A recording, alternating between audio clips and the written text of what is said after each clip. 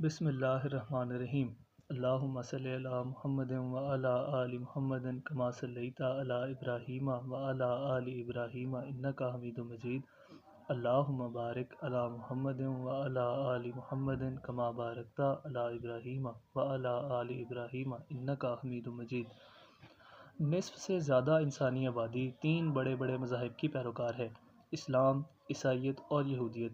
ان تینوں مذاہب کے نزدیک حضرت ابراہیم علیہ السلام خدا کے برگزیدہ نبی تھے۔ ان کی اولاد سے کئی نبی ہوئے۔ حضرت ابراہیم علیہ السلام آج سے کوئی 4000 برس پیشتر عراق دریائے فرات کے کنارے آباد ایک شہر ار میں پیدا ہوئے۔ ہوش سنبھالی تو انہوں نے دیکھا کہ ان کی قوم ایک خدا کی عبادت کے بجائے چاند، سورج، ستاروں اور بتوں کی پوجا کر رہی ہے۔ یہ دیکھ کر انہیں بڑا رنج ہوا۔ خدا نے ان کو نبوت عطا کی اور انہوں نے بتوں کی عبادت کے خلاف تبلیغ شروع کی۔ جب لوگ راہ پر نہ آئے تو انہوں نے بتوں کو توڑ دیا۔ اس پر بادشاہ بہت غضبناک ہوا اور بادشاہ نے حکم دیا کہ ابراہیم کو آگ میں ڈال دو۔ جب وہ آگ میں ڈالے گئے تو اللہ کے حکم سے آگ ٹھنڈی ہو گئی اور حضرت ابراہیم علیہ السلام کو کوئی نقصان نہ پہنچا۔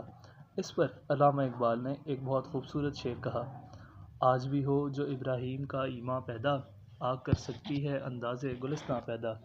اپنی قوم سے مایوس ہو کر حضرت ابراہیم علیہ السلام عراق سے شام اور شام سے مصر چلے گئے۔ مصر کے بادشاہ نے اپنی بیٹی ہاجرہ سے ان کا نکاح کر دیا، جس سے حضرت اسماعیل علیہ السلام پیدا ہوئے، جن کی اولاد سے پیغمبر آخر الزماں حضرت محمد مصطفیٰ صلی اللہ علیہ وآلہ وسلم ہوئے ہیں۔ دوسری بیوی حضرت سارہ سے حضرت اسحاق پیدا ہوئے۔ حضرت اسماعیل علیہ السلام ابھی کم سن ہی تھے کہ حضرت ابراہیم علیہ السلام ان کو اور ان کی والدہ حضرت ہاجرہ کو عرب کی ایک بنجر اور ویران وادی میں چھوڑ آئے۔ اسی جگہ مکہ کا مشہور شہر آباد ہوا۔ خدا کی قدرت سے وہاں پانی کا ایک چشمہ بھی نکل آیا، جس کو زمزم کہتے ہیں۔ حاجی لوگ اس چشمے کا پانی تبرک کے طور پر لاتے ہیں۔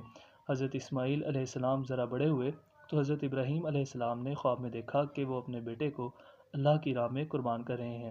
آپ نے بیٹے کو اپنا خواب سنایا۔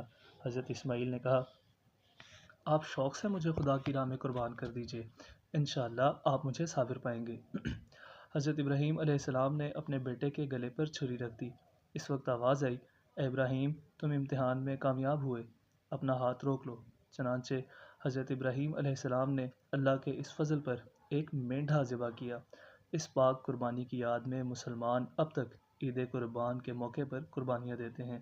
حضرت ابراہیم علیہ السلام نے حضرت اسماعیل علیہ السلام کے ساتھ مل کر خدا کے حکم سے مکہ میں خانہ کعبہ کی تعمیر کی۔ یہ پہلا گھر تھا جو خدائے واحد کی پرستش کے لیے دنیا میں بنایا گیا۔